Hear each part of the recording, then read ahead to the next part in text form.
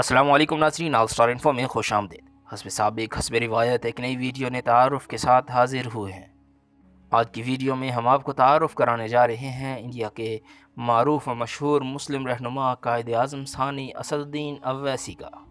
असदुद्दीन अवैसी कैसे आज के मुसलमानों पर होने वाले मुज़ालिम के ख़िलाफ़ आहनी दीवार की सूरत में मौजूद हैं और कैसे मुसलमानों के हुकूक़ के लिए लड़ते हैं, सब तफसील से बात करते हैं। मगर उससे कबल एक रिक्वेस्ट, अगर आपने अभी तक हमारा चैनल सब्सक्राइब नहीं किया तो पहले चैनल सब्सक्राइब कर लीजिए, वीडियो लाइक कीजिए, बेल के आइकन को ज़रूर प्रेस करें ताकि हमारी हर आने वाली नई वीडियो आपको बर वक्त मिलती रहे। असदुद्दीन अवैसी 13 मई 1969 को तेलंगा हैदराबाद में पैदा हुए। आपके वालिद का नाम सलाहुद्दीन अवैसी और वालिदा का नाम नजमा बेगम था। आपका ताल्लुक़ हैदराबाद के एक सियासी घराने से है। आपने इब्तिदाई तालीम हैदराबाद से ही हासिल की। निज़ाम कॉलेज उस्मानिया यूनिवर्सिटी से ग्रेजुएशन की डिग्री हासिल की। यूनिवर्सिटी की जानिब से आप यूनिवर्सिटी की नुमाइंदगी करते हुए क्रिकेट टीम में खेला करते थे और बहुत अच्छे फास्ट बॉलर थे। लिंकन लंदन से आपने बैरिस्टर एट लॉ की तालीम हासिल की। आपके छोटे दो भाई हैं, अकबरुद्दीन अवैसी और बुरहानुद्दीन अवैसी। आप आल इंडिया मुस्लिम इत्तेहादुल मुस्लिमीन के सदर हैं। मजलिस इत्तेहादुल मुस्लिमीन की तारीख़ भी इंतहाई शानदार है। ये तहरीक तक़सीम हिंद से कबल मौजूद थी।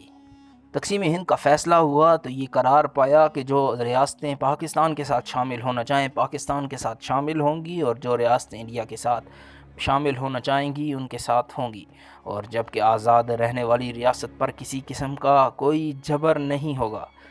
रियासत हैदराबाद दक्कन ने आज़ाद रहने का फ़ैसला किया। मुस्लिम अक्सरियती इलाका था और जोग्राफियाई लिहाज से पाकिस्तान से दूर था, इसलिए बीच में समंदर हाइल था, इसलिए पाकिस्तान में न शामिल होने का फ़ैसला किया और इंडिया में शामिल न होना चाहते थे। 1948 में इंडिया ने जबर और मकर के साथ हैदराबाद को अपने साथ शामिल कर दिया। मजलिस इत्तेहादुल मुस्लिमीन ने इंतहाई मुज़ाहमत की। उसके सरबराह को गिरफ़्तार करके जेल की सलाखों के पीछे कर दिया, जो रिहा होते ही पाकिस्तान चला आया। मजलिस पे पाबंदी आयद कर दी गई 1957 में। 1948 में पाबंदी लगी और 1957 में अवैसी के दादाजी ने दोबारा इस मजलिस की बुनियाद रखी और नाम रखा आल इंडिया, जबकि पहले ये आल इंडिया मौजूद नहीं था। आल इंडिया लगाने का मकसद था कि अब ये तहरीक इंडिया के कॉन्स्टिट्यूशन को मानने का ऐलान करती है। आपके दादा की तहरीकों में भी और तकरीरों में भी हुकूमत को बगावत का अंसर नज़र आया तो उनको भी पाबंद सलासल कर दिया। आपके वालिद ने तहरीक की भाग दौड़ संभाल ली। आपके वालिद 1962 में आंध्र प्रदेश लेजिस्लेटिव असेंबली के रुकन मुंतखब हुए। उसके बाद 1984 से 2004 तक मुसलसल इंडियन लोकसभा के मेंबर मुंतखब होते रहे। 2004 में अपने बड़े बेटे असदुद्दीन अवैसी के लिए और अपनी ख़राब सेहत के सबब ये सीट छोड़ दी। असद अवैसी ने 1994 में लेजिस्लेटिव असेंबली का रुकन का इलेक्शन लड़ा और अपने हरीफ को शिकस्त दी। 40,000 के वोटों से दी गई शिकस्त से अवैसी का नाम सियासी हलकों में जाना पहचाना लगा। 2004 तक मुसलसल आप लेजिस्लेटिव असेंबली के लिए इलेक्शन लड़ते रहे और जीतते रहे। 2004 में वालिद की जगह छोड़ने पर आपने लोकसभा का इलेक्शन लड़ा और उसके बाद से मुसलसल इंडियन लोकसभा, जो कि इंडिया का दूसरा बड़ा पार्लियामेंट है, इदारा है, उसके मेंबर मुंतखब होते रहे और अब भी हैं। इस दौरान आपकी कारकर्दगी इंतहाई शानदार रही। कोई भी मुसलमानों पर जुल्म आया, हुकूक की खिलाफ वर्जी की गई तो इंडिया के पार्लियामेंट में खड़े होकर आपने उसकी मजम्मत की। अवैसी में नॉमिनेशन के पेपर जमा कराते हुए अपनी दौलत 13 करोड़ रुपए ज़ाहिर की और ये बताया कि उनके पास अपनी कोई गाड़ी नहीं, वो जमात की गाड़ी इस्तेमाल करते हैं। 3 तलाक का मसला हो, NRC हो, CAB हो या कोई भी इस तरह के मसाइल जिस पे कानूनी तौर पर मुसलमानों को दिक्कत का सामना हो, पार्लियामेंट के अंदर मुसलमानों की मजबूत तरीन आवाज़ बनकर अवैसी सामने आए।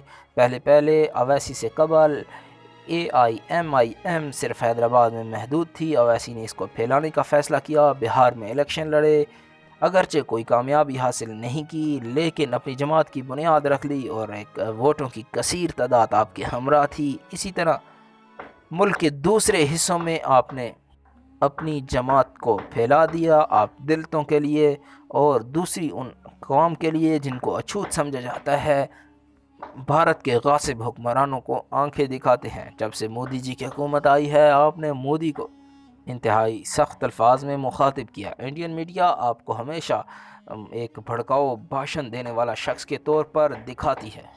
آپ کے خلاف کئی مقدمات ہوئے، آپ کو جیل میں بھی رکھا گیا۔ آپ نے کہا کہ میرے گلے پر چھری بھی رکھ دی جائے تو میں کسی صورت یہ نہیں کہوں گا کہ بھارت ماتا کی جے۔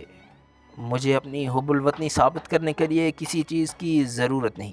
آپ کو انڈین میڈیا بھی کبھی کبھی قائد اعظم ثانی کہتا ہے، لیکن آپ نے اس بات کی مذمت کی اور کہا کہ میں انڈیا کی کانسٹیٹیوشن پر ایمان اور یقین رکھتا ہوں۔